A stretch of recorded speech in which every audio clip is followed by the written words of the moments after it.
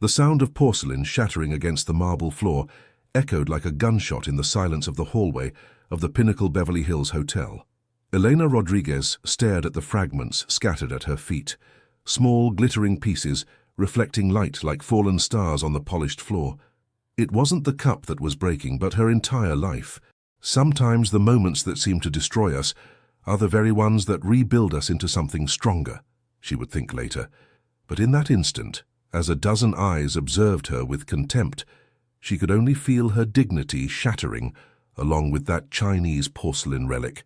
The presidential suite of the Pinnacle Beverly Hills gleamed with an almost offensive splendor that morning. Silk curtains swayed gently with the breeze coming through the floor-to-ceiling windows. Polished mahogany furniture reflected the indignant face of Mrs. Richardson, one of the hotel's most influential guests, who now pointed accusingly at Eleanor. "My diamond necklace, it's disappeared," the woman shouted, her face contorted in a grimace of indignation. "And only this woman has been in my room today." Eleanor felt the blood drain from her face. Her hands, rough from years of hard work, trembled as she shook her head. "Ma'am, I didn't take anything, I swear on my grandmother's memory." The hotel manager, a man in an impeccable suit and practiced smile, approached with measured steps. His eyes, cold as ice, pierced Elena without really seeing the person behind the grey cleaning uniform. "Empty your pockets," he ordered in a voice that allowed no reply, while the other employees formed a semicircle, silent witnesses to her humiliation. Eleanor obeyed, pulling out a handkerchief, some coins, and the keys to her small apartment. Nothing more. But then, when the manager checked her cleaning cart, a gleam among the clean towels caught everyone's attention. There, like a sleeping serpent, lay the diamond necklace. "I didn't put it there," Eleanor whispered, as the reality of what was happening fell on her like an icy blanket. "It must have fallen when I was collecting the towels." But her words evaporated in the air-conditioned suite. Nobody listens to a cleaner when diamonds are involved. 30 minutes later, Elena Rodriguez, 28 years old, orphaned and raised by her grandmother in a humble neighborhood of East Los Angeles, exemplary employee for 5 years, was walking out the back door of the Pinnacle Beverly Hills with her belongings in a plastic bag and a termination letter that weighed like a stone on her heart. What no one could imagine at that moment of absolute humiliation was that this day, this precise moment of total collapse, would be the first step toward a transformation that would defy all the rules of destiny.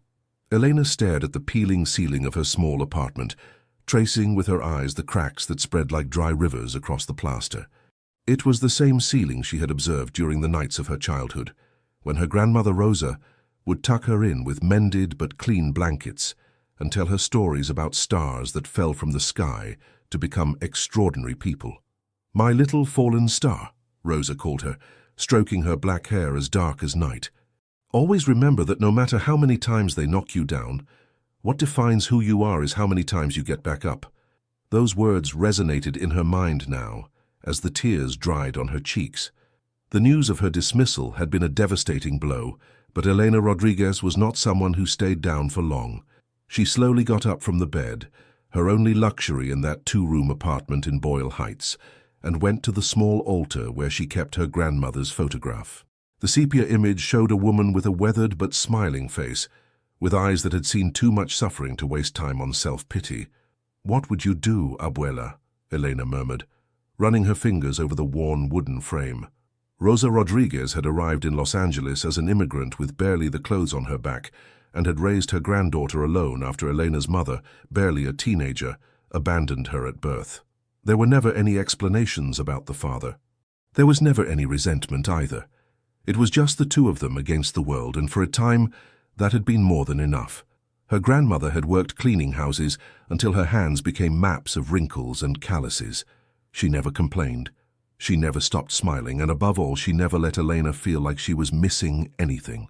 "The hands that clean are the same ones that build," she used to say as she taught her granddaughter how to remove impossible stains or organize a chaotic closet. There is no honest work you should ever be ashamed of. Eleanor had absorbed those lessons like a sponge. At 16, when Rosa fell ill, it was Elena who took over, cleaning houses in the afternoons after school. At 18, when her grandmother passed away, Elena transformed grief into momentum. She finished high school in night classes while working during the day. She never had the opportunity to go to college, but she devoured used books she bought with her scarce savings and attended every free lecture she could find. The sound of the phone interrupted her memories.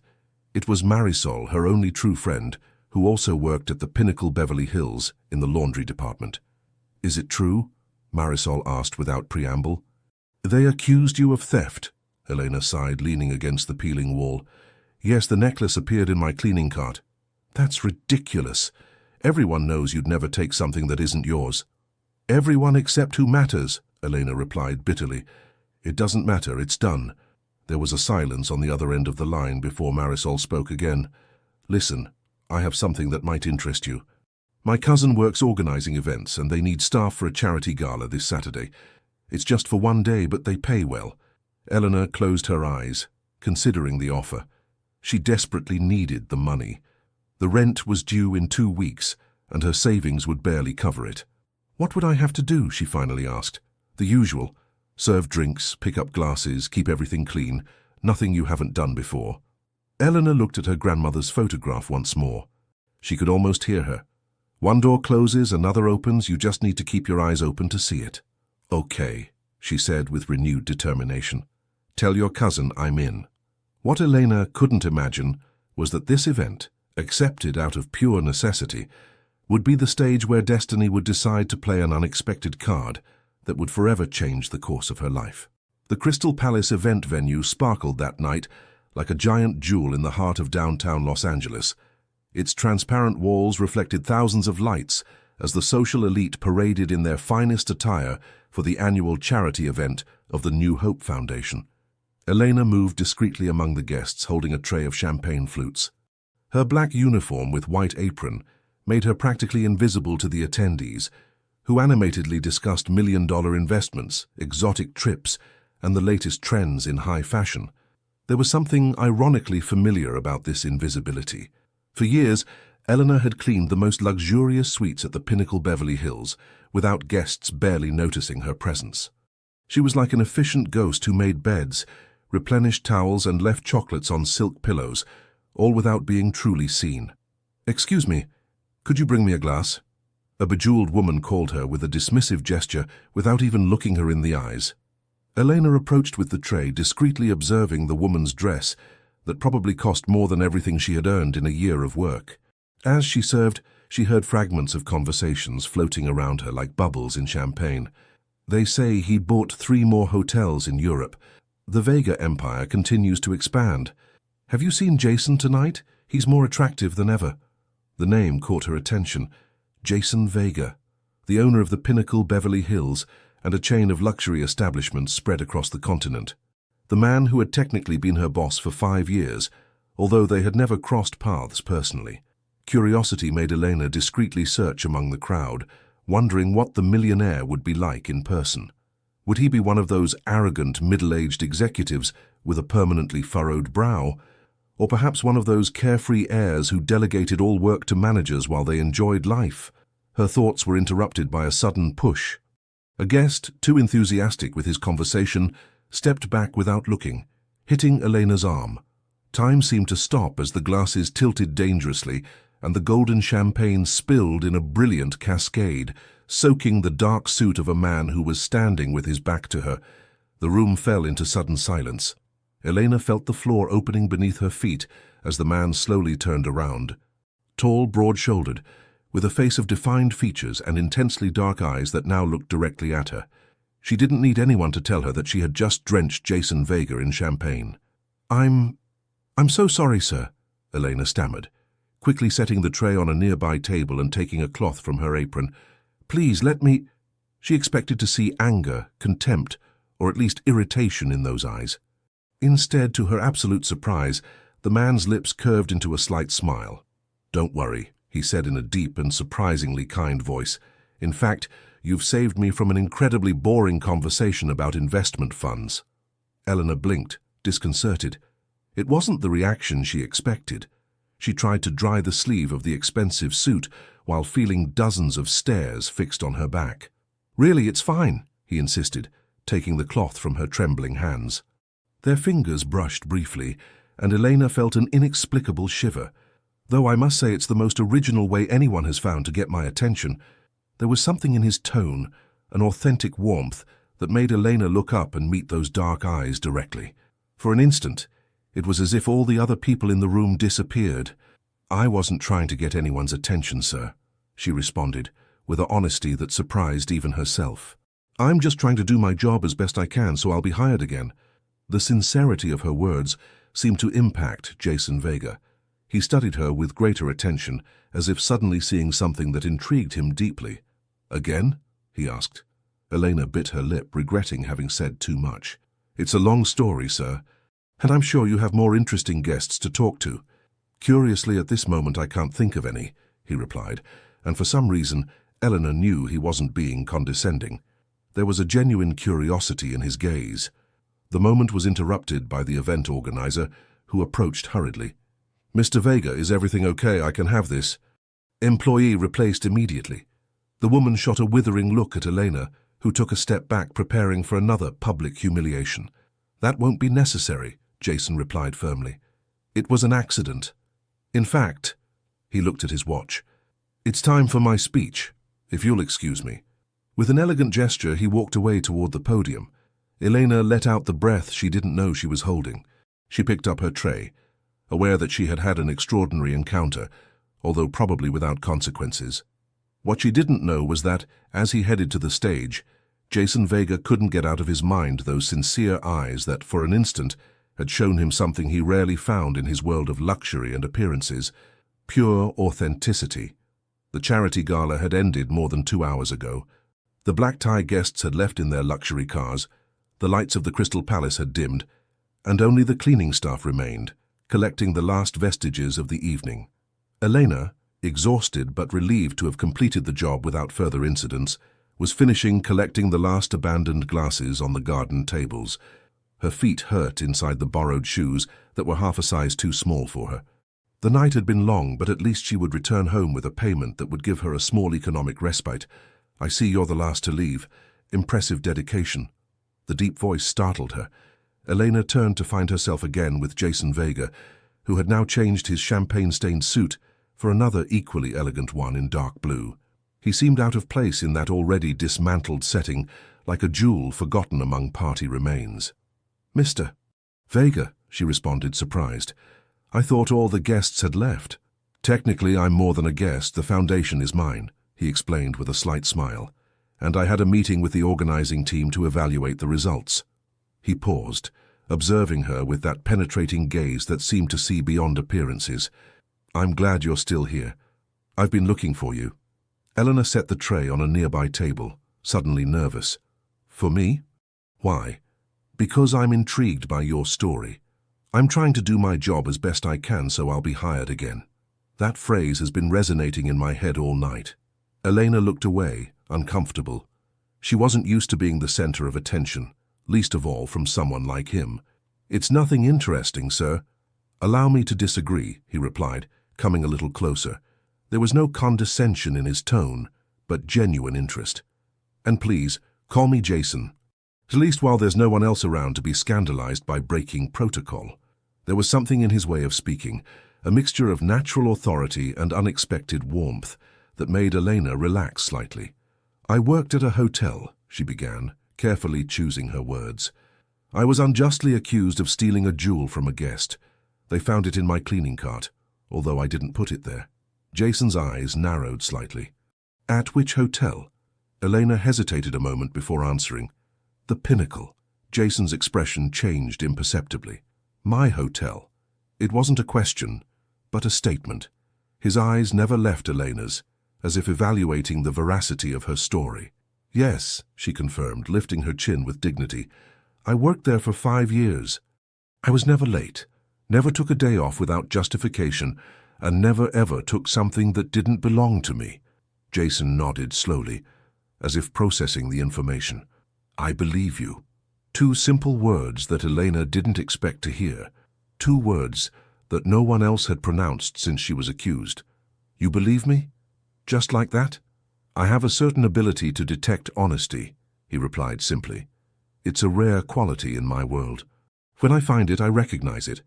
There was a moment of silence between them, interrupted only by the distant sound of staff collecting the last chairs. "Elena Rodriguez," Jason finally said, surprising her by using her name. "I just remembered your file. 5 years of exemplary service. Thank you letters from guests. Recommended 3 times for promotion. How? As I said, it's my hotel. And contrary to what many think, I pay attention to staff reports." He ran a hand through his hair in a surprisingly human gesture for someone of his position. "I'm sorry about what happened. Obviously there was an error in judgment." Eleanor didn't know how to respond. The night had taken such an unexpected turn that it felt like a strange dream. "I have a proposal for you," Jason continued, with a decisive tone that suggested he had just made an important decision. "I need a new head housekeeper at my residence. The previous one retired a month ago, and I haven't found a suitable replacement." Eleanor blinked, not sure she had heard correctly. "You're offering me a job? In your house?" "Exactly. The position includes accommodation, of course. The residence is too large to commute daily. You would have your own apartment in the staff wing." The proposal was so unexpected that Eleanor didn't know how to process it. Working for Jason Vega personally, living in his mansion. It sounded like a fairy tale or possibly a trap. "Why me?" she asked directly, unable to contain her suspicion. "There are thousands of more qualified people." Jason smiled, and for an instant he seemed younger, more accessible. "Because I value 3 things above all: competence, integrity, and authenticity. Your file demonstrates the first. Your reaction to the accusation suggests the second. And our brief conversation has convinced me of the third." He paused, looking at her intensely. "Besides, I have a hunch that there's much more to you than your file shows, and my hunches are rarely wrong when it comes to people." Elena felt a lump in her throat. The offer was tempting, especially considering her desperate situation, but also terrifying. "I don't know if I would be capable," she began, but Jason interrupted her with a kind gesture. "Think about it tonight. I'll send a car for you tomorrow at 10. If you decide to accept, the driver will take you to the residence. If not, I'll perfectly understand and make sure personally that you receive adequate compensation for what happened at the hotel." He took a card from his pocket and handed it to her. It was simple but elegant, with only his name and a phone number embossed on it. "My personal number," he explained. "In case you have questions before deciding." Eleanor took the card with slightly trembling fingers, feeling the weight of a decision that could change the course of her life.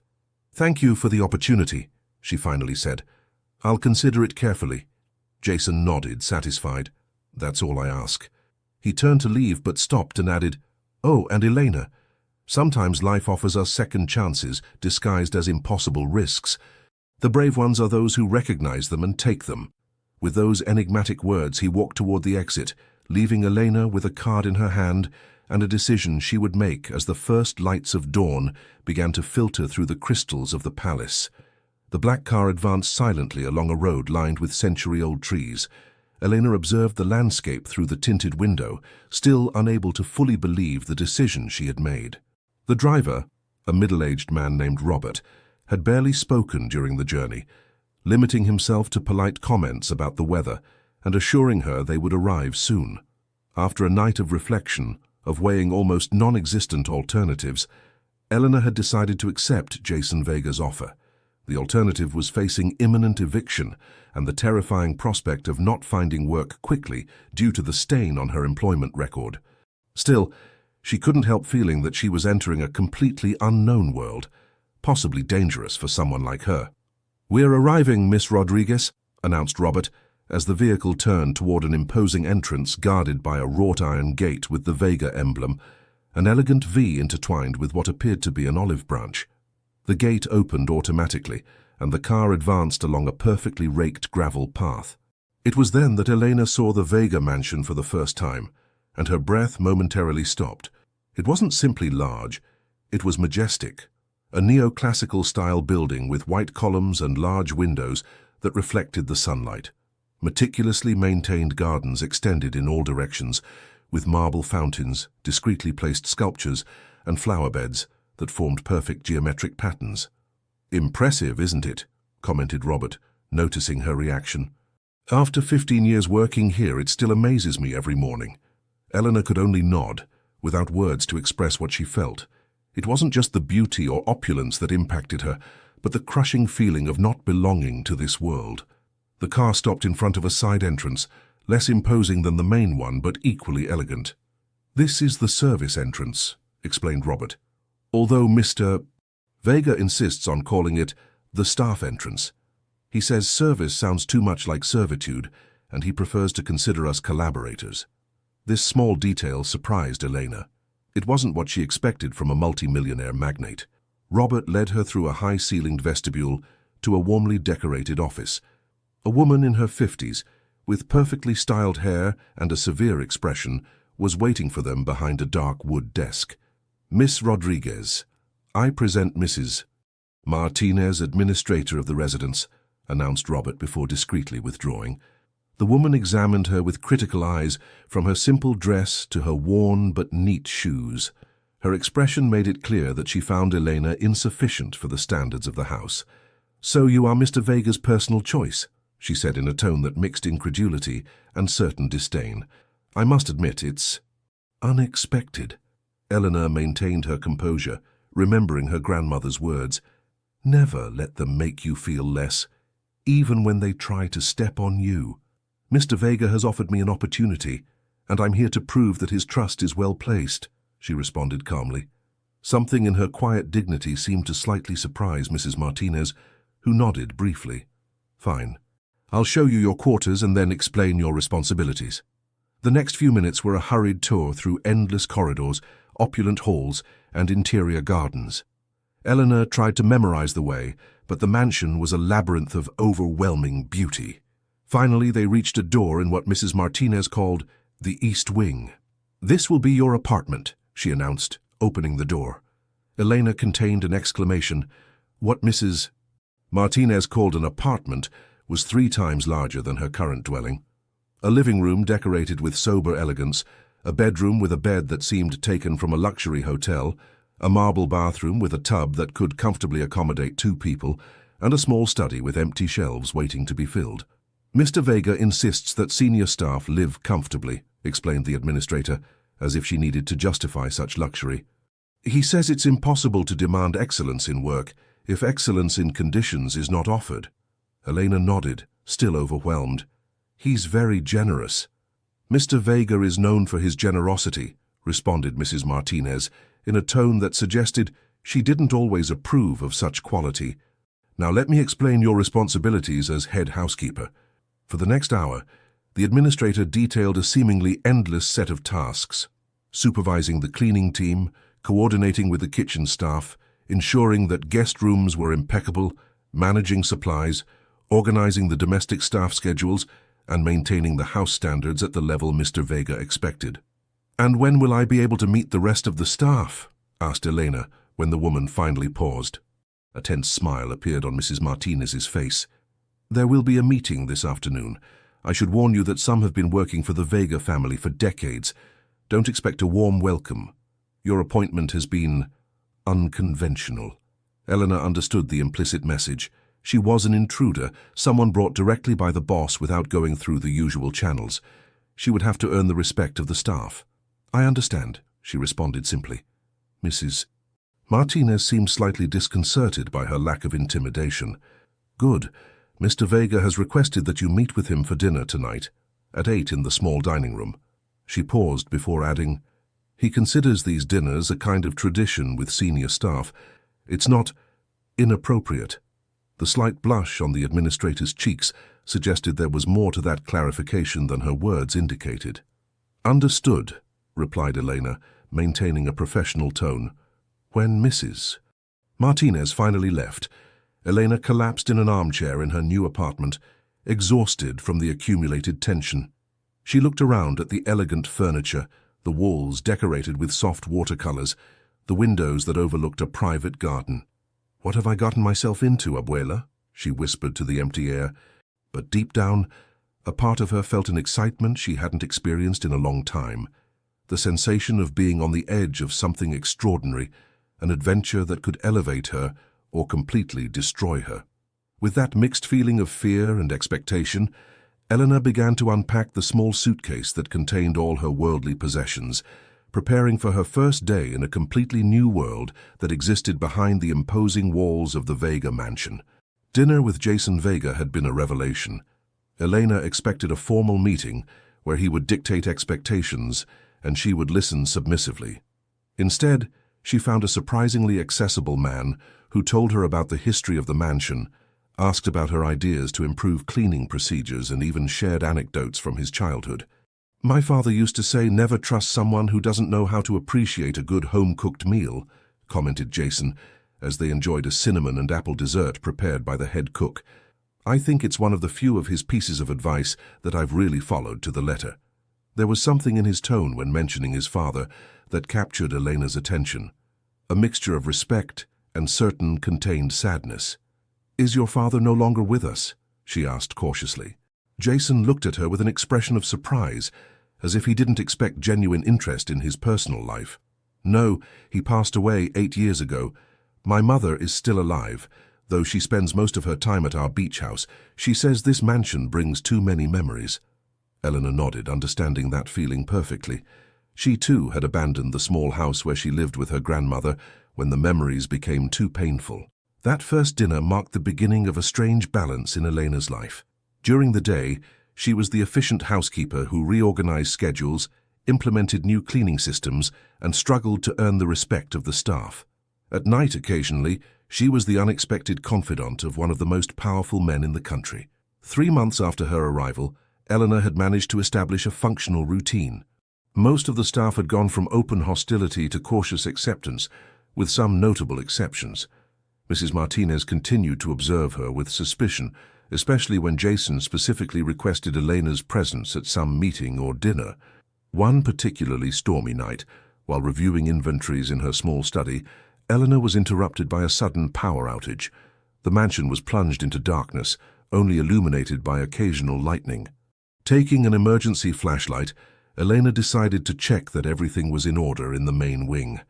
The corridors, normally warm and welcoming, acquired a mysterious air under the intermittent light. Passing by a rarely used section of the mansion, she noticed something unusual, a faint light filtering from under a door she had never seen open. Curiosity overcame prudence. She approached stealthily, and after hesitating a moment, slightly pushed the half-open door. The room she found left her breathless. Unlike the refined luxury that characterized the rest of the mansion, this space seemed a sanctuary of simplicity. Unpolished wooden furniture, walls covered with black and white photographs, shelves with everyday objects, a worn spinning top, a pair of work shoes, rusted tools, books with yellowed pages. In the center of the room, illuminated by several candles, Jason Vega contemplated a photograph with an absorbed expression. So concentrated was he that he didn't notice Elena's presence until a particularly loud thunder made her startle. "Elena!" he exclaimed, visibly surprised. "I wasn't expecting anyone around here." "I'm sorry, sir," she immediately responded, embarrassed. "I was just checking that everything was in order during the power outage. I didn't mean to invade your privacy." She expected him to reprimand her, but instead Jason looked at her with an indecipherable expression before gesturing for her to enter. "Since you've discovered my secret sanctuary, perhaps you should know it completely." Eleanor entered cautiously, observing the photographs that covered the walls more carefully. They showed scenes of rural life, men working in fields, women washing clothes in a river, children playing with improvised toys. In several of them, she recognized a boy with intense eyes who was undoubtedly Jason. "Not what you expected, is it?" he asked, observing her reaction. "No," admitted Elena honestly, "but neither is it what others would expect from you." A melancholy smile crossed Jason's face. "Do you know what the magazines say about me? That I was born with a silver spoon in my mouth, that I inherited the Vega Empire and simply expanded it with my father's money." He approached a particular photograph, where a weathered-faced man embraced a thin woman in front of a modest house. "The truth is much less glamorous. My father was a foreman on a farm. My mother sewed for families in town. We lived in a house with a tin roof and dirt floor." Elena looked at him with genuine surprise. Nothing in Jason's behavior, in his way of speaking or moving, suggested humble origins. "How—" she began. not knowing exactly what to ask. "How did I get here?" he completed, sitting in a simple wooden chair. "Hard work, stubborn determination, and I admit, some good luck. My father broke his back working so I could study. I got a scholarship to university. Then I worked as a receptionist in a small hotel while studying business administration at night." He paused, looking around the room. "I built my first hotel with a loan and all my savings. I nearly went bankrupt 3 times before making it profitable. The rest, as they say, is history." Eleanor approached a photograph where young Jason, about 15 years old, proudly held what appeared to be a diploma. "Why do you keep this place hidden?" she asked softly. "It's not something you should be ashamed of." "It's not shame," he replied firmly. "It's a reminder. I built this room to never forget where I come from. Every time I have to make an important decision, I come here first." Their gazes met in the penumbra illuminated by candles, and Eleanor felt an unexpected connection. For the first time since she met him, she didn't see the unreachable millionaire, but someone who, like her, had fought against circumstances. "My grandmother used to say that our roots are what keep us strong when storms come," commented Elena, almost without thinking. Jason looked at her with an intensity that made her heart slightly accelerate. "Your grandmother was a wise woman." He paused before adding, "You resemble her in that." "In what?" "In the wisdom that comes from lived experiences, not from books or universities." Elena lowered her gaze, inexplicably moved by the compliment. For a long moment, only the sound of rain hitting the windows and occasional thunder was heard. "Sometimes I wonder," Jason finally said, breaking the silence, "if all this was worth it. The success, the money, the recognition, sometimes it seems too high a price for the simplicity I lost." There was a vulnerability in his voice that Elena had never heard before. Without thinking, she approached and sat in a chair next to him. "I think we all wonder that at some point," she responded. "If the paths we chose were the right ones, if the sacrifices were worth it." "And you? Do you think your sacrifices were worth it?" It was a deeply personal question, and in any other circumstance Elena would have responded with a polite but superficial phrase. But there was something in that space, on that stormy night, that invited honesty. "I still don't know," she confessed. "Perhaps I'm still in the middle of the path trying to figure it out." Jason nodded slowly, as if her response had a special meaning for him. "That is refreshingly honest." "I don't know how to be any other way," she replied simply. Their eyes met again, and for an instant it seemed that the social distances, the class and power differences, vanished like mist under the sun. They were simply 2 people sharing a moment of authenticity in the midst of a storm. The moment was interrupted by the sudden return of electricity. The lights came on, breaking the intimate atmosphere created by the candles. Eleanor quickly stood up, suddenly aware of how inappropriate the situation might appear. "I should return to my duties, sir." Jason also stood up, and for an instant he seemed to want to say something more. Finally, he simply nodded. "Of course. Thank you for sharing this moment." As Elena withdrew, she felt that something fundamental had changed between them. An invisible bridge had been stretched over the abyss that separated their worlds, creating a connection that neither had sought, but that both perhaps had desperately needed. What she didn't know was that this connection would soon be tested in ways that neither could anticipate. "Have you seen how he looks at her?" Lucia's hurried whisper reached Elena's ears clearly as she organized cleaning products in the supply closet. "Shh, she'll hear you," responded another voice that Elena recognized as Teresa, the kitchen assistant. "But yes, it's obvious. I've never seen Mr. Vega so interested in someone on the staff. Mrs. Martinez is furious. They say she hoped to be something more than the administrator, if you know what I mean." The giggles that followed made Eleanor momentarily close her eyes, breathing deeply to maintain her composure. 5 months after her arrival at the Vega mansion, rumors had become a constant difficult to ignore. Since that stormy night in the Room of Memories, something had changed in the dynamic between her and Jason. Nothing inappropriate had occurred, but there was an undeniable connection that manifested in small gestures. The way he sought her opinion during staff meetings, the conversations that extended until dawn in the library when both suffered from insomnia, the way their eyes met across a room full of people. Elena closed the closet with more force than necessary, causing the voices to immediately fall silent. She went out into the hallway to find the two employees who looked at her with guilty expressions.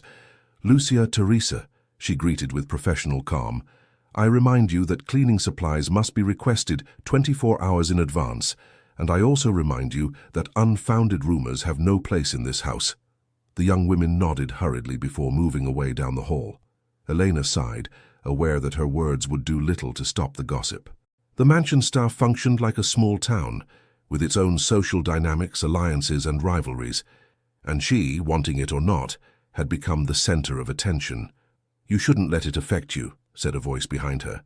Eleanor turned to find Robert, the driver who had received her on the first day. At 60, Robert was one of the oldest and most respected employees of the house, a kind of father figure for many. "It's easier said than done," Eleanor replied with a tired smile. "I've been watching how this place works for 30 years, continued Robert as they walked together down the hallway. "Gossip is as inevitable as the change of seasons. Today it's you, tomorrow it will be someone else. The problem is that these rumors could affect my position here." Robert looked at her with wise eyes. "Your position is more secure than you think. Mr. Vega is not a man who lets himself be influenced by gossip." "But Mrs. Martinez—" Isabel," Robert smiled with certain sadness. "She's been in love with Mr. Vega since he was 25 and she was 30. An unrequited love that has turned into blind dedication to this house and to him." This revelation surprised Elena, though it explained many things. The constant hostility, the resentful looks, the small sabotages in her work. "I understand her resentment then," she murmured. "Understanding it doesn't mean you have to endure it," Robert replied firmly. "Just remember that in this house, as in life, the loudest storms are not always the most dangerous." With those cryptic words, Robert said goodbye to continue with his duties, leaving Elena thoughtful as she headed to the main entrance. According to the itinerary, Jason's mother would arrive that afternoon for a 2-week stay, and everything had to be perfect. The mansion buzzed with activity. Florists placed elaborate arrangements. The kitchen prepared a special feast, and the cleaning staff gave the final touches to already impeccable rooms. Elena supervised everything with a critical eye, aware that the visit of Mrs. Margaret Vega would be a test of fire for her management. She was reviewing the main guest room when she felt a presence behind her. She turned to find Jason, who was observing her from the threshold with an indecipherable expression. "Everything seems to be in order," he commented, entering the room. He wore a dark grey suit that enhanced his athletic figure, probably preparing to receive his mother. "I hope so," Elena replied. "I followed all of Mrs. Martinez's instructions about your mother's preferences." Jason nodded but seemed distracted. "My mother is demanding. She has very specific expectations about how a house like this should function." There was a tension in his voice that Elena hadn't heard before. "Are you worried about her visit?" A fleeting smile crossed Jason's face. "Am I that obvious?" "Only to someone who knows how to observe," she replied softly. Jason approached the window, contemplating the gardens that stretched to the horizon. "My mother represents everything that high society expects and values. Protocols, traditions, appearances, a world where every detail communicates status and power." Elena understood the implication. "A world very different from your room of memories." "Exactly." He looked at her with intensity. "My mother has never understood why I keep that space. For her, our origins are something to overcome and forget, not something to celebrate." There was a silence loaded with meaning. Elena could feel that there was something more that Jason wanted to tell her, something important. "Elena," he finally began, coming a little closer, "I want to ask you something, and it's completely your decision to accept or reject." "What is it about?" "My mother will organize an important dinner in 3 days. Influential guests, potential investors, political figures." He paused, as if looking for the right words. "I would like you to be present. Not as staff, but as my guest." The request momentarily left her speechless. "Mr. Vega, Jason," he corrected gently. "I think at this point when we're alone, you could call me by my name." Eleanor felt a slight blush on her cheeks. "Jason, I don't think it's appropriate. I don't belong in that world." "Neither did I originally," he replied with a melancholic smile. "Besides, your perspective on certain matters has been invaluable to me these months. I would like to have it during that dinner." Eleanor knew there was more to this invitation than the words expressed. She also knew that accepting it would have consequences, both for her position in the house and for the ambiguous relationship that had developed between them. "Your mother wouldn't approve," she finally pointed out. "Probably not," Jason conceded. "But it's been a long time since I based my decisions on my mother's approval." Before Elena could respond, the sound of tires on gravel announced the arrival of a vehicle. Jason looked out the window. "She's arrived," he said, and his posture subtly changed, as if he put on an invisible armor. "Think about my proposal. I don't need an immediate answer." With those words, he left the room to receive his mother, leaving Elena with a whirlwind of contradictory emotions. Jason's request was more than a simple invitation to dinner. It was a step toward unknown and potentially dangerous territory for both. As she finished arranging the last details of the room, Elena couldn't help feeling that a storm was approaching, one that would test not only her place in the Vega mansion, but also the feelings growing in her heart, feelings she struggled to keep under control. What she didn't know was how soon that storm would break, nor the devastating force it would have when it finally did. Margaret Vega was exactly as Elena had imagined her, elegant, imposing, and cold as a diamond. At 60, she maintained a classic beauty, enhanced by discreet but obviously expensive jewelry, and a bearing that made it clear she had been born and raised in the highest society, unlike her son. From the moment of her arrival, the dynamic of the mansion changed. Where before there was a relatively relaxed atmosphere under Jason's leadership, now a constant tension reigned. The staff walked on tiptoes, fearful of committing the slightest error that might attract the critical eye of the matriarch. For Elena, the days became a test of endurance. Mrs. Vega seemed to have decided that the new head housekeeper was a personal project. She constantly called her to reassign already distributed tasks, criticized procedures that worked perfectly, and made subtly derogatory comments about her appearance or education. "My son has always had too soft a heart," she commented one morning, as Elena reorganized the flowers in the main hall following her instructions. Hiring people without the proper qualifications out of simple pity. An admirable trait in a man but dangerous in a businessman. Elena maintained her composure, limiting herself to responding with a polite "yes, ma'am," while continuing with her task. She knew perfectly well what the woman was trying to do, provoke her to show some sign of insubordination that would justify her dismissal. Despite the obstacles, Elena not only remained firm, but excelled. When Mrs. Vega ordered a complete change in decoration for the important dinner, Elena coordinated it in record time. When the woman demanded a specific menu with out-of-season ingredients, Elena found suppliers who could provide them. And when the matriarch accidentally spilled tea on important documents that Jason needed, Elena spent the night recreating them with information she had previously memorized. The night of the dinner arrived, and Elena still hadn't given an answer to Jason's invitation. Part of her wanted to accept, to experience that unknown world by his side. Another part, more pragmatic, knew it would be a mistake that could cost her not only her job, but also her dignity. The decision was taken out of her hands when, hours before the event, Mrs. Vega summoned her to the private living room. "I've noticed a certain familiarity between you and my son," the woman said without preamble, as she examined Elena with incisive eyes. "Mr. Vega is a respectful and considerate employer with all the staff," Elena responded carefully. A cold smile appeared on the perfectly painted lips of Mrs. Vega. "We both know I'm not referring to that. My son may have humble origins that he insists on remembering, but now he belongs to a different world, a world with rules, with expectations, with potential matrimonial alliances beneficial for the family." Elena maintained her neutral expression, despite feeling as if she had been physically hit. "I don't see what that has to do with me, ma'am."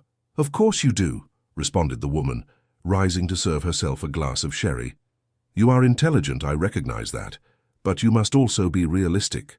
Whatever attentions my son may have shown you, they don't mean what you might desire." "I desire nothing from Mr.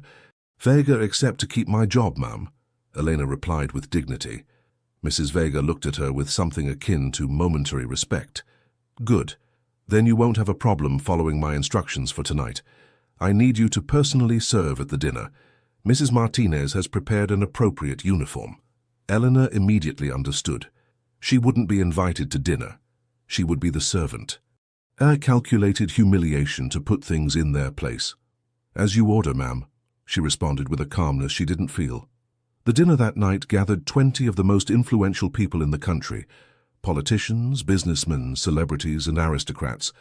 The mansion shone like never before, with crystal chandeliers, French porcelain dishes, and flower arrangements specially brought from Holland. Dressed in an austere black and white uniform, Elena moved discreetly among the guests, serving champagne and appetizers. She could feel Jason's gaze following her across the room, but she carefully avoided meeting his eyes. It was during the second course when Elena experienced the moment that Mrs. Vega had undoubtedly been waiting for. While serving wine, she found herself face to face with a guest she immediately recognized: Mrs. Richardson, the woman who had accused her of theft at the Pinnacle Beverly Hills. The woman looked at her with initial bewilderment, and then with malicious satisfaction upon recognizing her. "Well, well, isn't it the hotel thief, now stealing in private homes?" The comment, although said in a low voice, was audible enough for several nearby guests to hear it. An uncomfortable silence fell over that section of the table. Elena felt the world momentarily stop. She could see the horrified expression of Jason, the satisfied smile of Mrs. Vega, the compassionate look of Robert, who was serving at the other end of the table. Then, as if a superior force took control, Elena stood to her full height and looked directly at Mrs. Richardson. "That's correct, ma'am. I am the same person you falsely accused of theft," she said in a clear and serene voice. "The necklace fell into my cart by accident. Now I'm serving Chateau Margaux 1995 wine, which has notes of black cherry, tobacco, and truffle. It perfectly complements the rosemary lamb you're enjoying. Would you like me to serve you more?" The serenity and dignity of her response momentarily left Mrs. Richardson speechless, who could only nod weakly.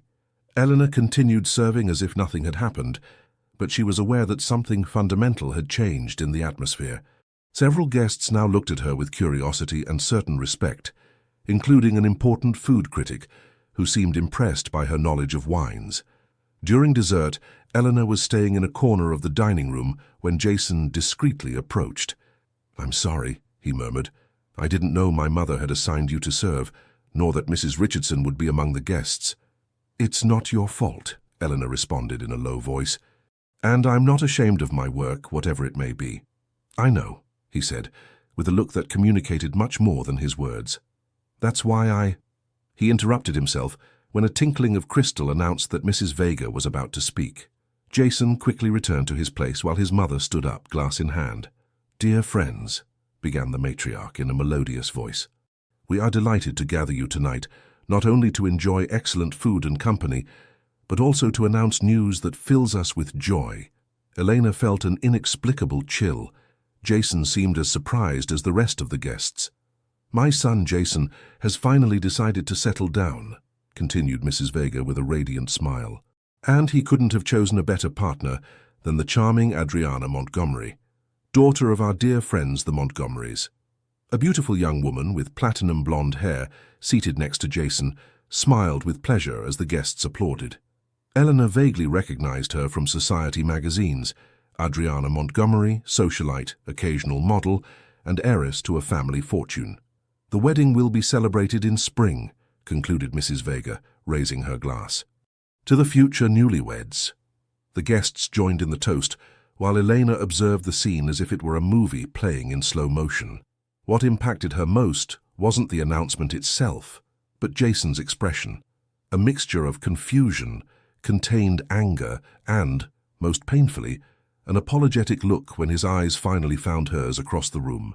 With slightly trembling hands, Eleanor picked up an empty tray and headed to the kitchen. She needed air, space, distance from that scene that had broken something inside her that she didn't even know existed. In the deserted hallway, she stopped in front of an antique mirror and contemplated her reflection. A woman in a service uniform, with her hair severely pulled back, and eyes that reflected an unbreakable dignity despite the pain. For an instant, she thought she saw her grandmother's reflection in her own face. "Some storms knock you down," she whispered, remembering Rosa's words. "Others show you exactly how strong you are." With that renewed certainty, Elena straightened her shoulders and returned to the dining room. The night was not yet over, and she had a job to do. The revelations, decisions, and tears could wait until she was alone in the privacy of her room. What she couldn't imagine was that the evening still held one last surprise, one that would forever change the delicate balance of power in the Vega mansion. The morning after the engagement announcement, Elena woke up with a resolution. She would submit her resignation. Despite the pain she felt, she recognized that remaining in the Vega mansion would be self-inflicted torture. Seeing Jason with his fiancée, enduring Mrs. Vega's triumphant gaze, facing the rumors among the staff, it was more than she was willing to endure. However, before she could draft her resignation letter, she received an urgent message. Jason requested her presence in his office immediately. With her heart beating rapidly, Elena headed there, mentally rehearsing the words she would say. She would be professional, dignified. There would be no reproaches or tears. She would simply thank him for the opportunity and inform him that it was time to move on. When she entered the office, the scene she found momentarily left her speechless. Jason paced from one side to the other like a caged lion, while Mrs. Vega remained seated with an imperturbable expression. Mrs. Martinez was also present, deliberately avoiding looking at Elena. "Ah, finally," said Mrs. Vega in an artificially sweet tone. "The person we were talking about."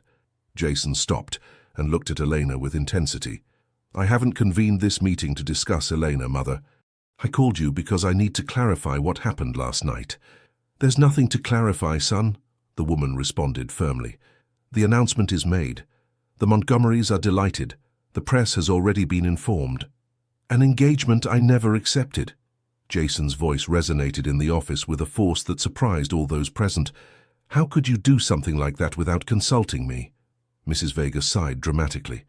"Jason, dear, you've always agreed that Adriana would be a perfect wife for you. I just accelerated things a bit." "I never agreed to that," he replied. "Adriana is an old friend, nothing more. And even if it were different, the decision to get engaged is exclusively mine." Elena remained motionless by the door, feeling completely out of place in this family discussion. She tried to discreetly back away, but Mrs. Vega's voice stopped her. "Stay where you are, Miss Rodriguez. This concerns you too." A tense silence fell over the room. Jason looked at his mother with an alert expression, as if anticipating something unpleasant. "Mother!" "No, Jason," she interrupted him with dangerous softness. "It's time to put the cards on the table. Your sudden interest in rejecting an advantageous marriage curiously coincides with the arrival of a certain employee to this house. I'm not blind, son." Eleanor felt the color drain from her face. The accusation was as direct as it was humiliating. "This is absolutely inappropriate," Jason said in a contained voice. "Elena, please excuse us. We'll continue this conversation in private." But Mrs. Vega wasn't finished. "Mrs. Martinez has informed me of your frequent private dinners, your conversations until late hours, your apparent fascination with this woman without formal education or social position." Mrs. Martinez at least had the decency to appear uncomfortable, but she didn't contradict the matriarch. Something broke inside Elena.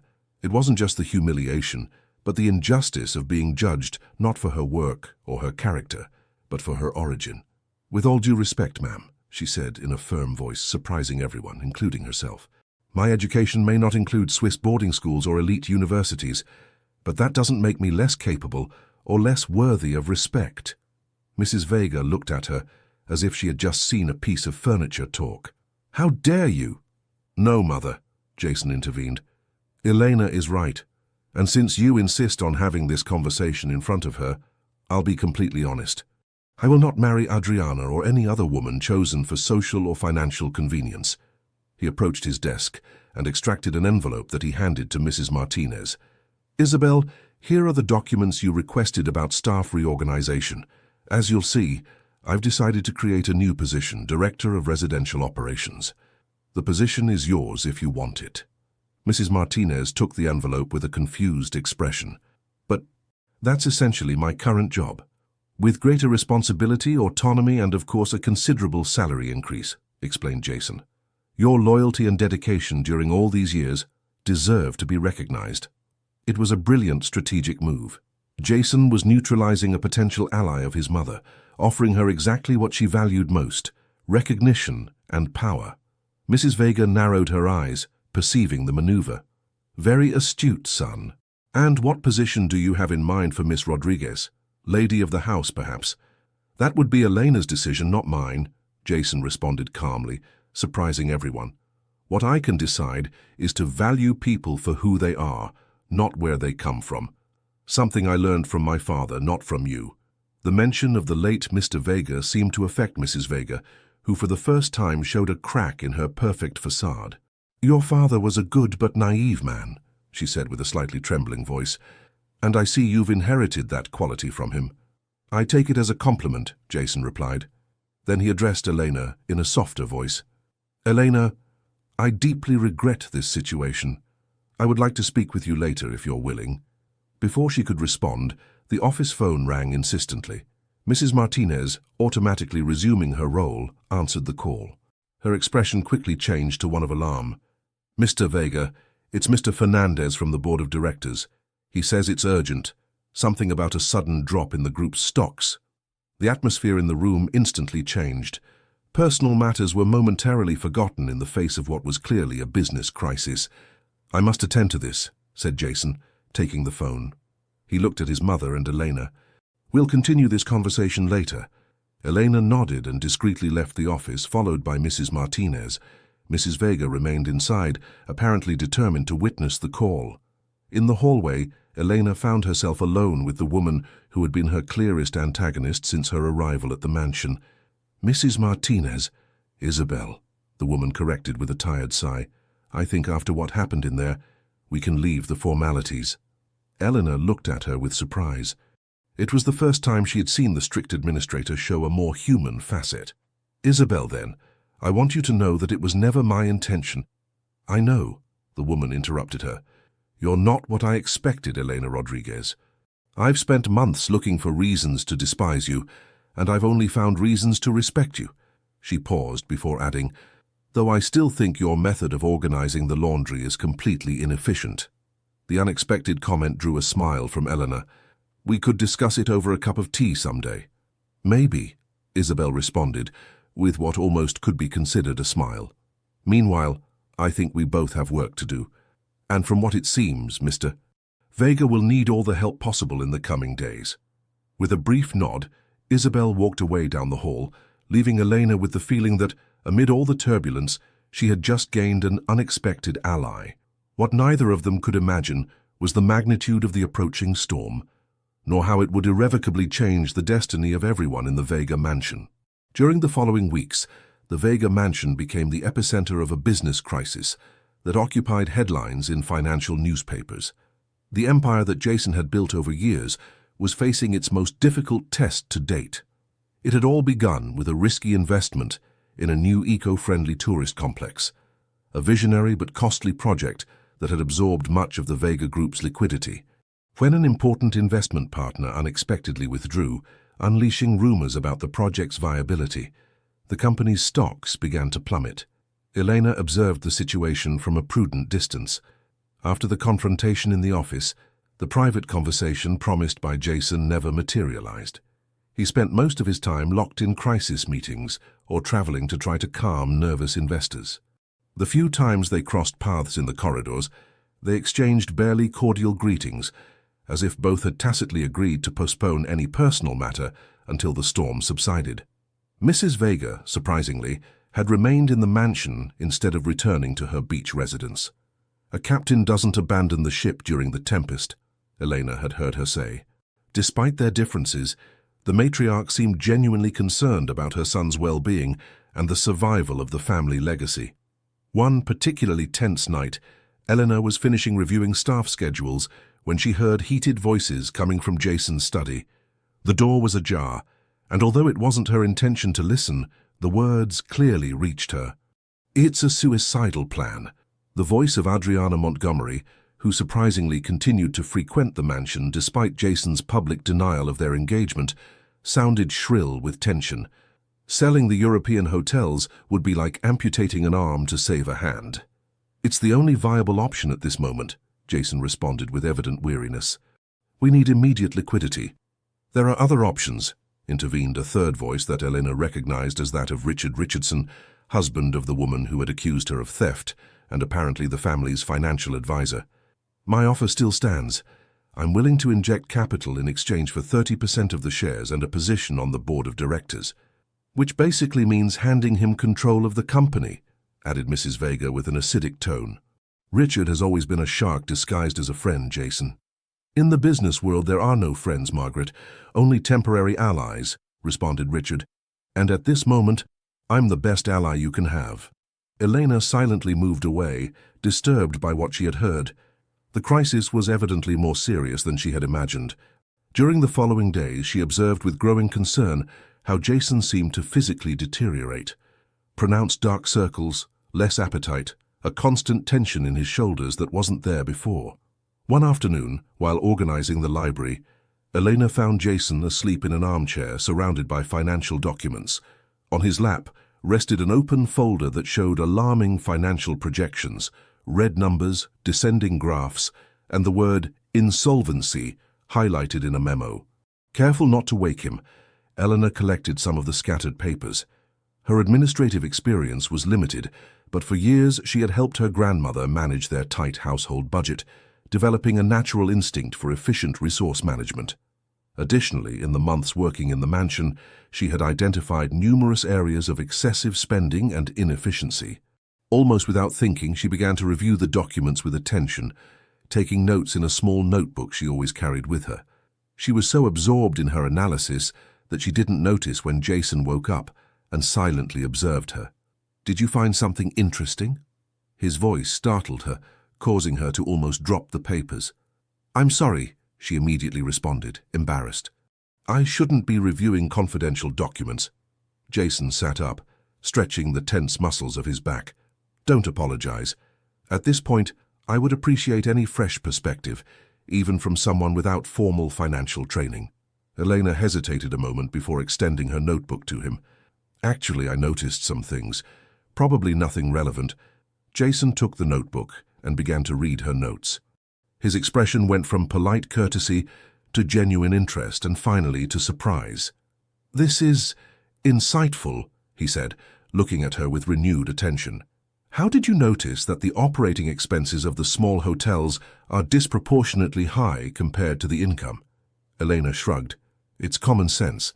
In this mansion, we manage cleaning supplies centrally to get better prices. But according to these reports, each hotel buys its own supplies independently, losing negotiating power." "Continue," Jason encouraged her, completely focused on her for the first time in weeks.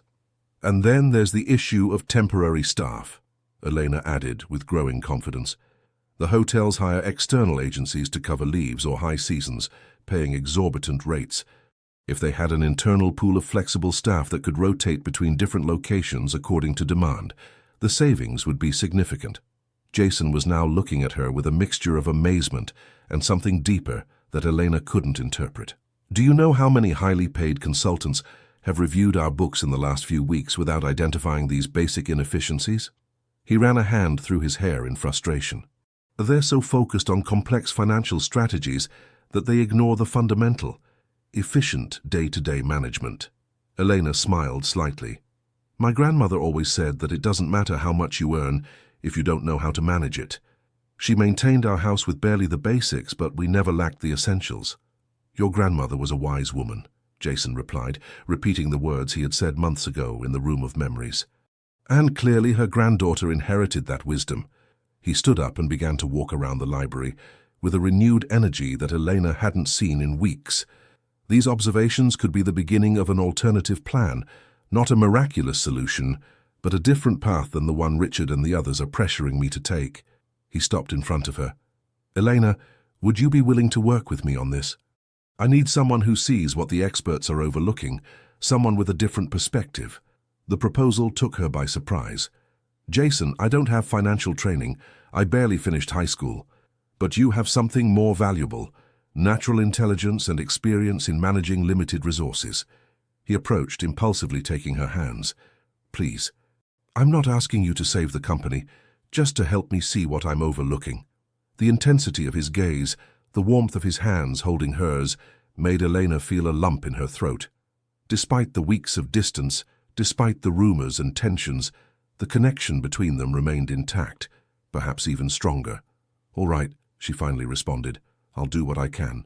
The smile that illuminated Jason's exhausted face was like a ray of sunlight breaking through storm clouds. For a moment, they seemed to forget all the obstacles that stood between them. The social differences, the business crisis, Mrs. Vega's opposition. The moment was interrupted by the unexpected arrival of Isabel Martinez. "Mr. Vega, excuse the interruption, but your mother requests your presence in the hall. Miss Montgomery has returned with a proposal she believes you should hear." The mention of Adriana broke the bubble of intimacy. Jason let go of Elena's hands and nodded to Isabel. "Tell her I'll be there in a moment." When the administrator withdrew, he addressed Elena again. "We'll start tomorrow. Come to my office after breakfast." Elena nodded, watching him walk away with determined steps. Something had changed in that conversation. A seed of hope had been planted, not only for the future of the Vega company, but perhaps also for them. What Elena couldn't imagine was that in the main hall, Adriana Montgomery was waiting with news that would change all the rules of the game, a revelation that would shake not only Jason's business empire, but the very foundations of his personal life. The following weeks passed in a whirlwind of activity. Eleanor divided her time between her responsibilities as housekeeper and her new unofficial role as Jason's advisor. Every morning they met in his office to review financial reports, identify inefficiencies, and develop savings strategies.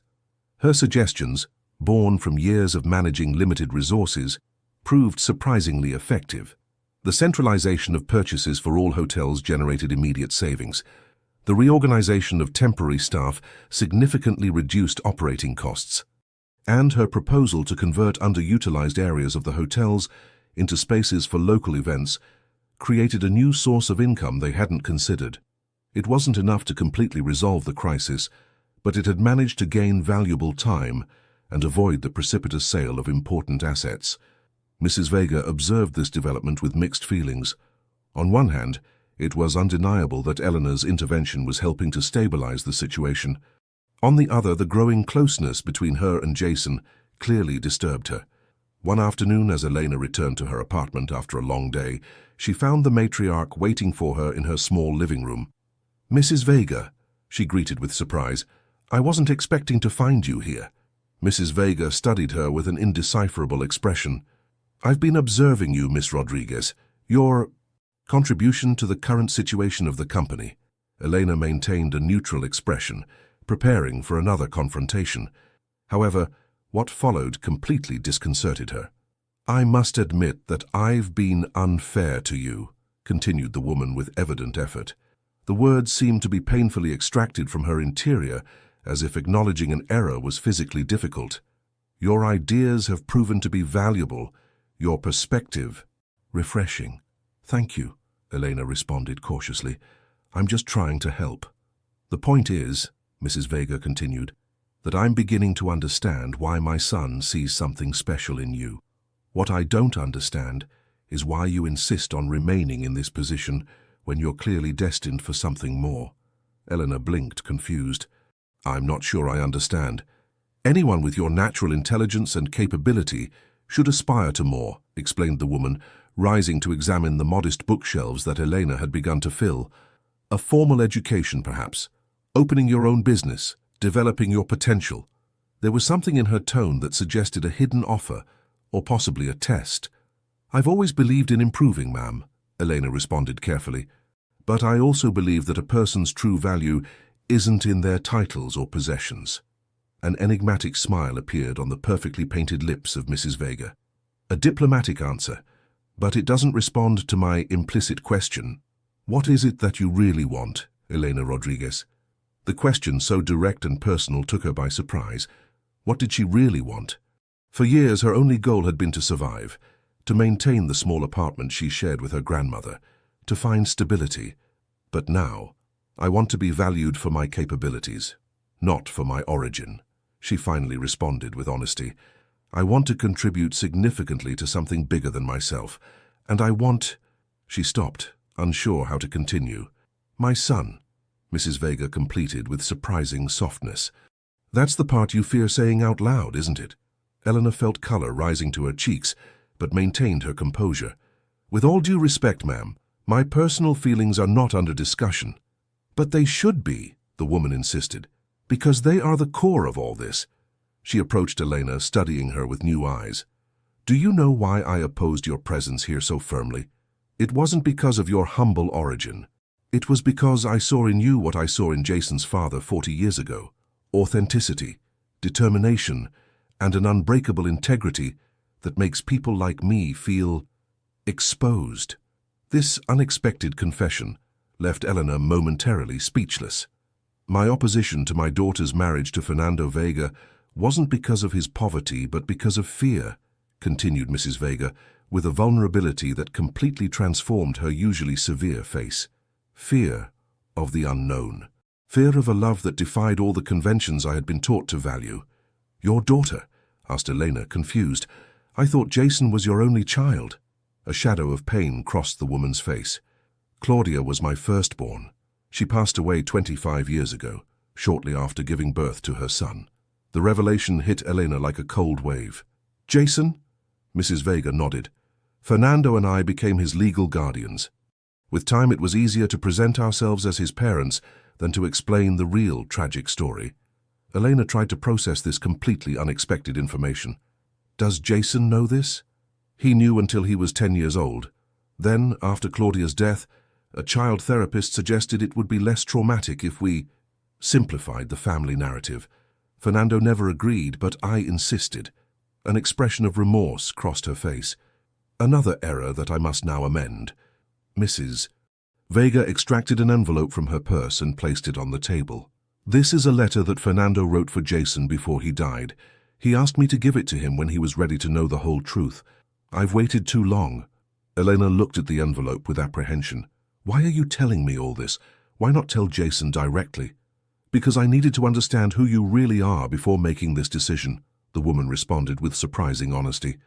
And because if my instinct is correct, you will be the one by his side when he finally learns the truth. With those enigmatic words, Mrs. Vega headed toward the door. Before leaving, she stopped and added, The letter is addressed to Jason, but there is no indication that it must be him who opens it. Perhaps it would be convenient for you to know its contents first. When the door closed behind the matriarch, Elena remained motionless, looking at the envelope as if it were a bomb about to explode. Her curiosity fought against her sense of ethics. Did she have the right to read something so deeply personal? Finally, remembering Mrs. Vega's words about being prepared to support Jason, she carefully broke the seal of the envelope. The letter, written in a firm but somewhat trembling handwriting, began with words that momentarily stopped her heart. My dear grandson, when you read these lines, I will have departed from this world, but there are truths that cannot remain buried forever. The first and most important, you were never my biological son but my grandson, the most precious treasure that my beloved daughter Claudia left me before departing too soon. The letter continued, revealing a story of forbidden love between Claudia Vega and a young artist without resources, the fierce opposition of the family, the secret birth of Jason, and finally, the tragic death of Claudia in an accident shortly afterward. But what made Elena drop the letter with trembling hands was the final paragraph. Your biological father, Anthony Suarez, never knew of your existence.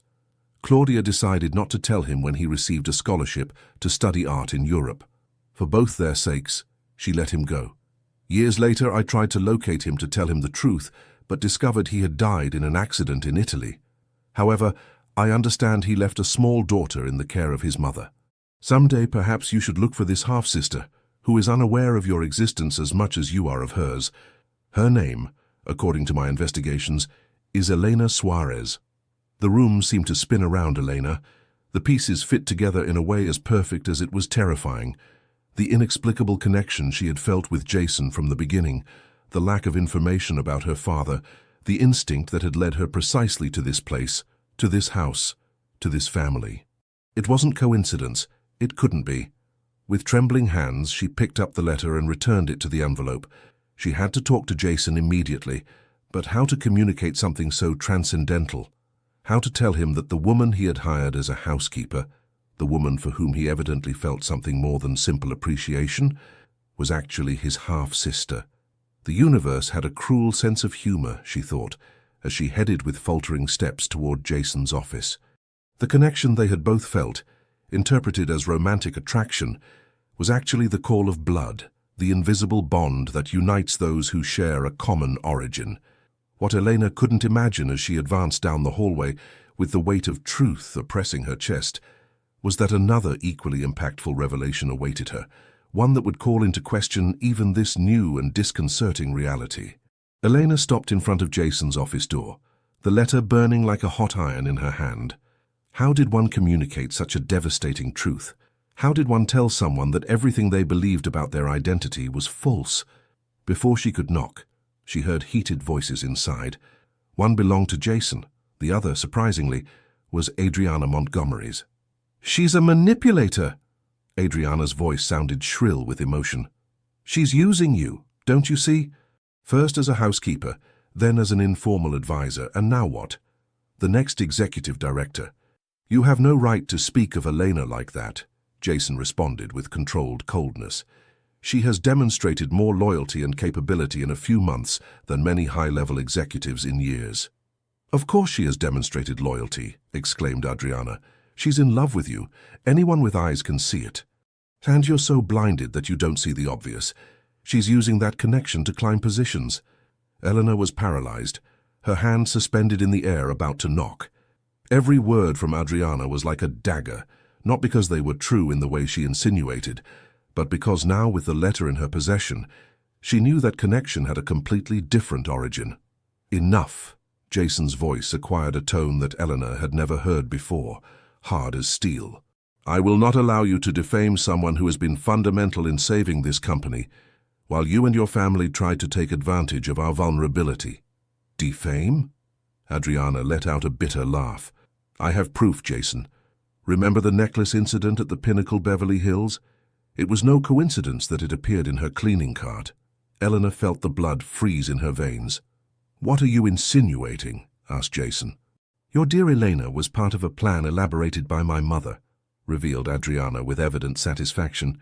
"We needed someone inside your organization, someone who could access privileged information. My mother saw potential in her, intelligent, honest, with a sense of injustice that could be easily manipulated." "You're lying." Jason's voice sounded unsure for the first time.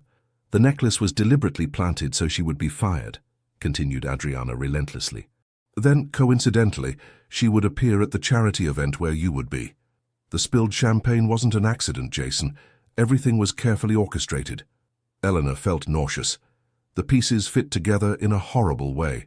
The strange coincidence of finding work right at the event where Jason would be, the way she had been quickly promoted from problematic employee to confidant. "Why?" Jason's voice now sounded distant, as if processing information too painful.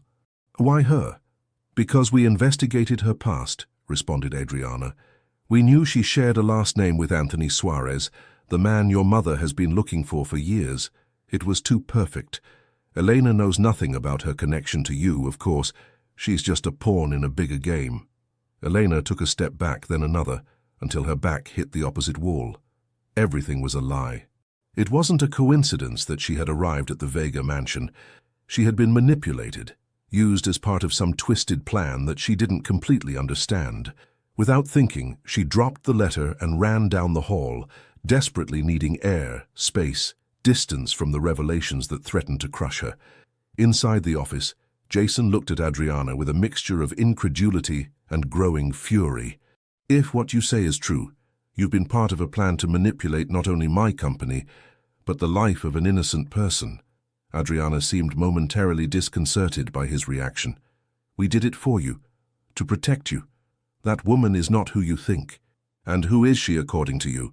asked Jason in a dangerously soft voice. "According to my mother's investigations, probably your half-sister," responded Adriana, launching the final bomb. "Daughter of the same father, Anthony Suarez." Jason remained completely still, as if struck by lightning. "That's impossible. My father was Fernando Vega." "Your grandfather, you mean?" Adriana corrected cruelly. "Didn't your mother tell you? You're the son of Claudia Vega and Anthony Suarez. The same blood runs through your veins and those of your beloved housekeeper." The sound of something falling to the floor outside the office alerted them both. Jason rushed to the door and flung it open, only to see the empty hallway. He looked down and saw an envelope on the floor. He picked it up, immediately recognizing the handwriting of his father or grandfather, if what Adriana said was true. "What is that?" asked Adriana, approaching. "Get out of my house," Jason ordered without looking at her. "Now." "Jason, Now!" he roared, with a fury that made the woman back away. When he was finally alone, Jason opened the envelope with trembling hands and began to read. Each word confirmed what Adriana had said, but with a context and emotion that the woman's cruel revelation had omitted. It wasn't just the story of a family deception. It was the story of a tragic love, of sacrifices and of connections that transcended time. Meanwhile, Eleanor had reached the gardens, running without direction until her legs could no more. She stopped next to an ancient fountain, where the sound of water muffled her sobs. Everything she had believed during the last months collapsed like a house of cards. She didn't know how long she had remained there when she heard footsteps approaching. She looked up to find Mrs. Vega, or should she say her political grandmother, observing her with an indecipherable expression. "I see you already know the truth," said the woman, sitting next to her on the edge of the fountain. "Which truth?" Elena responded with bitterness. "That I was planted in this house as part of some twisted plan, or that the man I fell in love with turns out to be my half-brother." Mrs. Vega looked at her with genuine surprise. "Who told you that?" "I heard Adriana. She admitted everything. The planted necklace, the accident with the champagne. Everything was orchestrated so that I would arrive here." The woman sighed deeply. "Part of that is true. Adriana and her mother saw an opportunity when they learned your last name. But they made a fundamental error in their calculations." "What error?" "They assumed you were the daughter of Anthony Suarez, my daughter's lover." Mrs. Vega extracted an envelope from her purse. "But you're not." Elena looked at her confused. "My father's name was Anthony Suarez." "My grandmother told me so." "There was more than one Anthony Suarez in this city, dear," the woman responded with unusual gentleness. "The one my daughter knew was a talented painter who died in Italy. Your father, according to my investigations, was a construction worker who died in a workplace accident when you were very young." She handed her the envelope, which contained several documents, a copy of her father's death certificate, old photos, and a carefully traced family tree. "I hired private investigators when Adriana began to insinuate this connection," explained Mrs. Vega. "I wanted to be sure before allowing the situation between you and Jason to advance further." Elena examined the documents with trembling hands. "So, we're not siblings." "There is no blood relation between you," confirmed the woman. "A coincidence of last names, nothing more." Eleanor's initial relief soon gave way to a new concern. "But still, I was brought here under deception. Manipulated." "Certainly the circumstances of your arrival were unconventional," conceded Mrs. Vega. "But what you've done since then, what you've built, has been entirely on your own merit. No one can take that away from you." Eleanor tried to process everything that had happened. "Why are you telling me this now? Why help me after opposing my presence here so firmly?" A melancholy smile appeared on the matriarch's face. "Because I see in you what I never wanted to see in Claudia's father, authentic value beyond origin or social position. And because—" She paused, as if the next words were difficult to pronounce. "Because my grandson loves you, in the same way my daughter loved Anthony, and I already destroyed one opportunity for true happiness. I won't destroy another." She rose with dignity, smoothing her impeccable dress. "Jason is looking for you. Fernando's letter has revealed many truths to him, but there is one that only you can confirm, that what is between you is real, not manipulated or predestined by shared blood."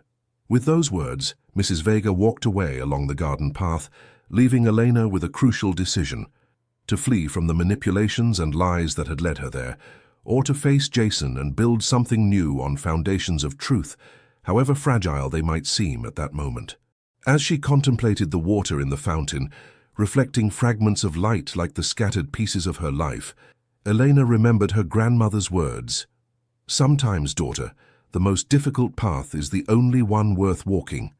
With that renewed certainty in her heart, she stood up and headed toward the mansion, prepared to face the truth, whatever it might be, and to claim her destiny on her own terms. The library of the Vega mansion, with its shelves that reached the ceiling and its large windows overlooking the garden, had always been Elena's favorite refuge during her free moments. Now, as she waited for Jason, this normally comforting space seemed charged with an almost palpable tension. She had chosen this place for their conversation because it represented neutrality. Neither her apartment in the staff wing nor Jason's office, both loaded with implications about their respective positions in the hierarchy of the house. Here they were simply two people facing truths that had remained hidden too long. When the door finally opened and Jason entered, Elena felt her heart accelerate. He looked different, as if in a matter of hours he had aged years. His eyes, normally sparkling with energy, showed the weariness of someone who has been fighting devastating internal battles. "Elena," he said simply, stopping a few steps away, as if he feared coming too close. "Jason," she responded, gathering all her courage. "I think we have a lot to talk about." He nodded, running a hand through his hair in a gesture that Elena had come to recognize as a sign of nervousness. "I've read Fernando's letter. My grandfather's, apparently. And I've spoken with my mother, with Margaret." "So have I," said Elena. "She showed me evidence that, despite what Adriana insinuated, there is no blood relation between us. It was a coincidence of last names." A spark of relief briefly illuminated Jason's eyes, but quickly gave way to another more complex emotion. That at least is a comfort amid so much deception. There was an uncomfortable silence. There were so many things to say that neither knew where to start. "Is it true?" Jason finally asked. "What Adriana said about how you came here? The necklace, the spilled champagne?" Elena breathed deeply. The truth, however painful, was the only possible path now. "I didn't know then, but it seems so. I was manipulated to arrive at this house." She saw pain cross Jason's face like a shadow. "But that doesn't mean that everything that has happened since then is false," she quickly added. "The circumstances that brought me here may have been orchestrated, but my actions, my feelings, those have been genuine." Jason looked at her intensely, as if trying to read the truth in her eyes. "How can I be sure? How can you be? We've been pawns in a game that we don't even completely understand." It was a valid question, one that Elena herself had posed during the anguished hours after discovering the truth. "Because what I felt for you," she began, searching for the exact words, "began long before knowing who you really were. It began with small gestures, your kindness when I spilled the champagne, your confidence in my capabilities when no one else saw them, the way you really listened when I spoke." She came a step closer, reducing the distance between them. "And I know it's real because even now, after all the revelations and lies, I still feel the same." Jason closed his eyes momentarily, as if her words caused him both relief and pain. "My entire life has been an elaborate construction, Elena. My identity, my family history, everything has been manipulated by the people who supposedly loved me most." "I know," she responded softly, "and I would completely understand if you need time to process all this. If you need distance—" "No!" The vehemence of his response surprised them both. Jason softened his tone before continuing. "No more distance. There have been too many secrets, too many half-truths between us." He came closer until they were face to face, so close that Elena could see the small golden flecks in his dark eyes. "I want to build something new, Elena. Something based on absolute honesty, no matter how painful it might sometimes be." "I want that too," she responded, feeling a weight lighten in her chest. "But there's something else you should know. Something I've been considering even before all these revelations." Jason looked at her expectantly. "I've received an offer," continued Eleanor. "The State University has a program for adults who couldn't complete their formal education, with a full scholarship." She didn't mention that it had been Mrs. Vega who had informed her about this opportunity, in what seemed to be a gesture of reconciliation and perhaps even respect. "It's something I always dreamed of, but never believed possible," she explained. "An opportunity to obtain the education my grandmother always wanted for me." Jason smiled, a genuine smile that illuminated his tired face. "That's wonderful, Elena. You should accept it. It would mean leaving my position here," she pointed out, "at least temporarily." "I understand," he responded. There was a mixture of sadness and pride in his gaze. "And I'll support you completely, whatever your decision may be." Eleanor felt that tears threatened to spill. This man who had just discovered that his entire life had been built on lies was willing to support her in the pursuit of her dreams, even if that meant another separation. "There's something else," added Jason, taking her hands in his. "Something I've been considering since before all these revelations." He extracted an envelope from his pocket and handed it to her. Elena opened it with curiosity, finding legal documents she didn't completely understand. "It's the deed to a small business," he explained. "A cafe bookstore in downtown. I bought it a few weeks ago, thinking of you." Elena looked at him confused. "Of me? I remember that conversation in the library when you told me about your grandmother's dream, to have her own small business where people could gather, share stories, feel at home." A shy smile appeared on his face. "I thought it could be a surprise gift, a place you could make your own, run in your own way, independently of your relationship with me or this house." The consideration behind the gesture deeply moved her. It wasn't just a material gift, it was an affirmation of her independence, a recognition of her personal dreams beyond their connection. "It's perfect," she whispered, genuinely touched, "but I can't accept it just like that." "I know," he responded, immediately understanding. "That's why the documents are structured as a business loan, not a donation, with favorable terms, of course, but which you'll have to repay with the profits from the business. Complete financial independence." Elena smiled through the tears that had finally begun to fall. This man knew her better than she had imagined, understood her need to stand on her own, to build something with her own hands. "I could combine the studies with the business," she reflected aloud. "Maybe hire part-time students, create a space where others like me can find opportunities." "Sounds like a perfect plan," said Jason, coming closer until their foreheads almost touched. "And when you're ready, when we've both healed from all these revelations and built our own paths." He left the phrase unfinished, but Elena understood perfectly. It wasn't a goodbye, it was a "see you soon," a promise that, when they met again, it would be as complete people, defined by their own choices and not by the manipulations of others. "There's one last thing I want to do before beginning this new chapter," said Elena, with sudden determination. "What thing?" "Confront Mrs. Richardson. Clear my name publicly." Jason smiled, a gleam of admiration in his eyes. "I'll be by your side when you do." As the sun began to set, tinting the library in golden and reddish tones, Elena and Jason remained together, united by a hard-won truth and the promise of a future that, although uncertain, would be authentically theirs. What neither could imagine was how that future would begin to take shape sooner than they expected, in a twist of fate as unexpected as it was perfectly suited to their extraordinary story. 1 year later, the corner of Rosa, the cafe bookstore located on a sunny corner of downtown Los Angeles, buzzed with activity that spring afternoon. Students with open books occupied the tables by the windows, couples shared cakes and intimate conversations in the more secluded corners, and a group of older women participated in a weekly book club in the back room.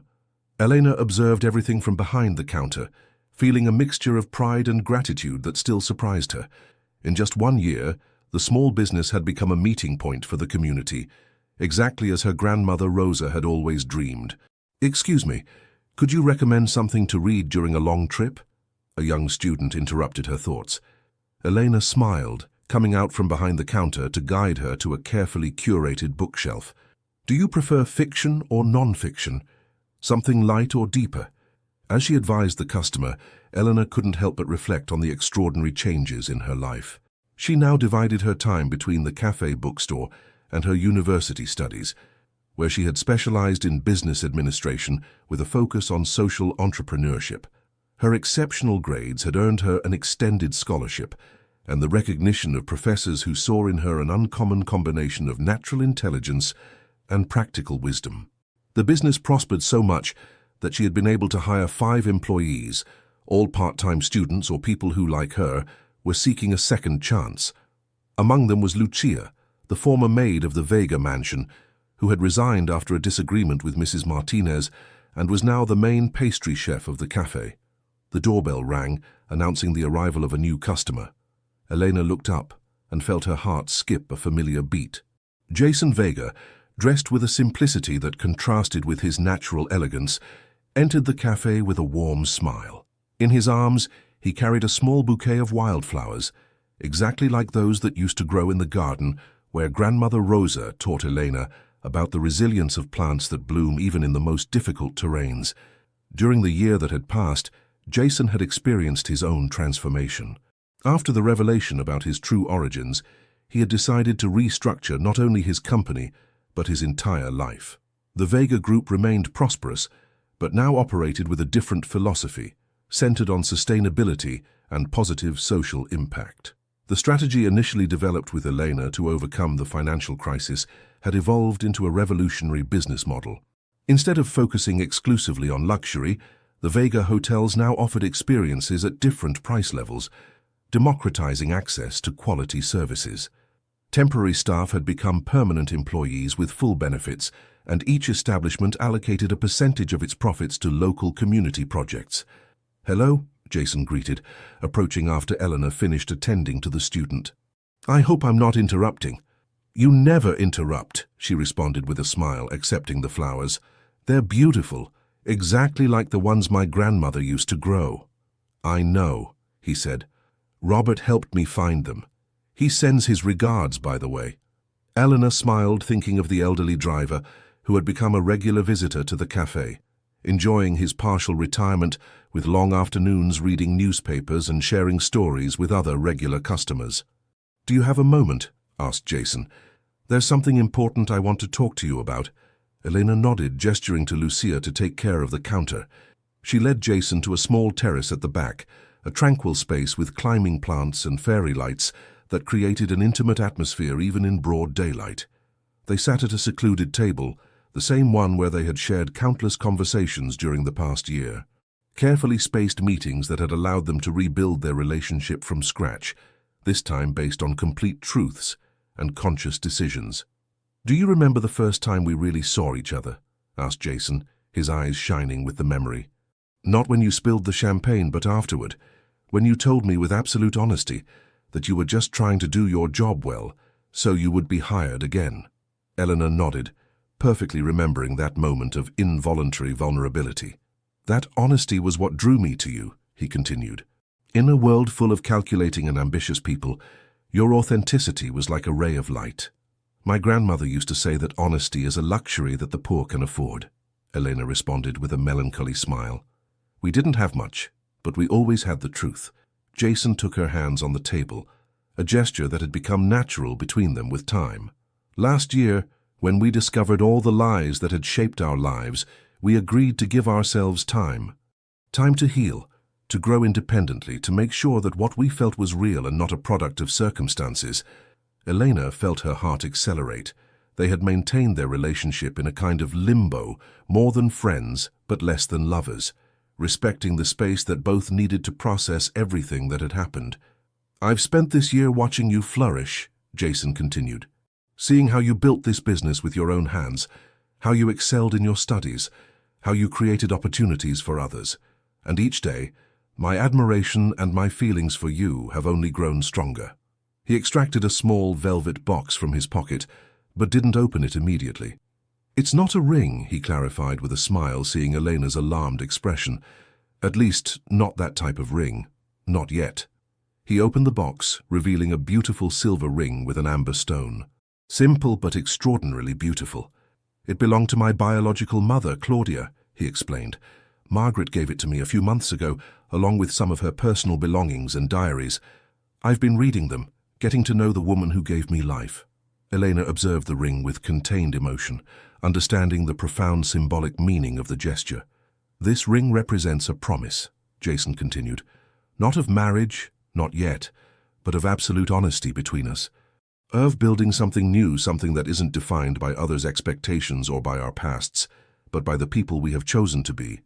Elena felt tears accumulating in her eyes as Jason continued. "I love you, Elena Rodriguez, not as the hotel magnate I once thought I should be, nor you as the employee others wanted to keep you being. I love you as Jason, the man who learned from you the true value of roots, of authenticity, of honest work. And I want to build a future with you, step by step, without rushing but without pausing." He slid the ring toward her across the table without placing it on her finger, a gesture that respected her independence, that gave her the option to take it or leave it according to her own will. "I don't need an answer today," he added softly. I just wanted you to know where my heart is, completely bare before you, without defenses or pretensions." Elena looked at the ring, then at Jason, and finally around her. The small cafe she had built with her own hands, the customers who had found a home within its walls, the life she had forged for herself. Everything she had achieved thanks to her effort, but also thanks to the opportunity he had given her by believing in her when no one else did. "I love you too," she finally responded, her voice firm despite the emotion. "I've loved you through all the versions of us that we've been. Boss and employee, partners in times of crisis, friends supporting each other, and now, this, whatever it is that we're building." She took the ring and held it between her fingers, admiring how the light passed through the amber, creating golden flashes like little suns trapped in time. "I don't know exactly what form our future will take," she continued, "but I know that I want to discover it with you day by day, building something that is as authentic as the people we have chosen to be." She placed the ring on her finger, an act of acceptance not only of the jewel but of everything it symbolized. A past acknowledged but not defining, a conscious present, and a future to write together. Jason smiled, a smile that illuminated not only his face, but his entire being. "There's something else I want to show you," he said, extracting an envelope from his jacket. Elena opened it with curiosity, finding architectural plans and legal documents. "It's the land next to the Pinnacle Beverly Hills," explained Jason. "I've decided to turn it into something completely new, a training center for people from disadvantaged backgrounds who want to develop careers in hospitality and tourism." Elena reviewed the documents, gradually understanding the magnitude of the project. "It will be administered as an independent foundation," he continued, "and I would like you to be part of the board of directors, not as my partner, but as the brilliant woman who has demonstrated that talent and determination can overcome any social barrier when given a fair opportunity." "It's extraordinary," Elena responded, genuinely impressed. "When would it start?" "Construction will begin next month, and here comes the best part," he added with a playful gleam in his eyes. "The inauguration ceremony will be held exactly in the same place where you were unjustly dismissed 1.5 years ago." Eleanor couldn't help but laugh at the perfect poetic symmetry. "And will Mrs. Richardson be invited?" "Of course," Jason responded with a smile. "Along with her husband, who, by the way, has lost considerably in the stock market since he withdrew his investments from the Vega Group. Apparently our new business model proved more profitable than his experts predicted." They looked into each other's eyes, and without needing words, their hands found each other on the table, intertwining with the naturalness of those who have finally found their place in the world, one next to the other. At that precise instant, as if the universe wanted to put its seal of approval, a ray of sunlight broke through the clouds that had covered the sky all afternoon, directly illuminating their table. The amber on Elena's finger shone with renewed intensity, projecting small golden flashes on their united faces. "My grandmother used to say that moments of unexpected light are winks from heaven," commented Elena, looking up with a grateful smile. "Then it seems we have celestial approval," Jason responded, following her gaze. 3 months later, when Elena went up to the podium to cut the inaugural ribbon of the Rosa Rodriguez Professional Training Center, she did so not as the former cleaner unjustly accused, but as an empowered woman who had transformed each obstacle into a stepping stone toward her true potential. By her side was Jason, no longer as the distant millionaire he once was, but as a man who had rediscovered the value of his humble origins and had reoriented his business empire toward a greater purpose. And among the audience, observing with expressions that varied from amazement to reluctant admiration, were all those who had once underestimated or despised her. Mrs. Richardson, who avoided her gaze, Adriana, visibly uncomfortable, and several former managers of the Pinnacle Beverly Hills. "Today we celebrate not only the opening of a training center," Elena began her speech, her clear and confident voice resonating in the space. "We celebrate the fundamental belief that a person's value is not determined by their origin or social position, but by their character, their determination, and their ability to rise after each fall." She looked directly at Mrs. Richardson as she continued, "Some time ago in this very place, I was judged not for who I really was, but for what I represented in the eyes of others. Today that erroneous judgment is transformed into an opportunity for hundreds of people who like me once only need someone to believe in them." Her words were received with enthusiastic applause. Beside her, Mrs. Vega, elegant as always but notably warmer, nodded with approval. The relationship between both women had evolved toward a mutual respect that, while never being maternal affection, constituted a solid bridge between worlds that previously seemed irreconcilable. When the event concluded and the guests began to disperse, Eleanor and Jason found themselves momentarily alone on the terrace, overlooking the ocean. "Do you know what day it is today?" he asked, encircling her waist with an arm. Eleanor smiled, leaning slightly against his shoulder. "The anniversary of the day I spilled a tray of champagne on the most powerful man in the city. The best accident of my life," Jason responded, gently kissing her temple. "Although now we know it wasn't exactly an accident. The circumstances that united us may have been manipulated," Elena reflected, "but what we built from them was entirely our own. Each decision, each conversation, each moment of shared truth."